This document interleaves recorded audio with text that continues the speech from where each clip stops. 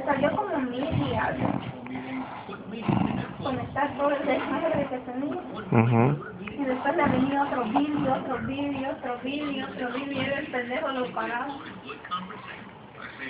Y ya desconectaba el teléfono, le llegaban sus biles todavía. No manches. Como quiera. No sé. Y después hasta que fuimos en el Sprint y le dijimos que ya estaba desconectado, que no sé qué, y él va a pagar. Este güey está teniendo pesadillas, Oh sí, pero eso tiene pesadillas y se pone a llorar entonces. Y se mueve así. Se mueve mucho, está muy mal. Sí, la pata se le ve.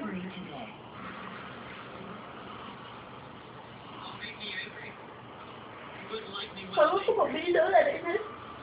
No manches, chingo de feria. Sí.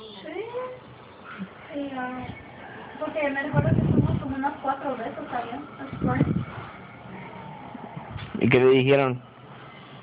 Que él debía esto y que él no había pagado esto y que no sé qué, es que le ponen un montón de desmadre. Sí, ponen mucho. A mí me dijeron que iba a pagar 69 varos. Y ya ves lo que estoy pagando. Vienen unos cargos escondidos ahí. Que no sé qué federal.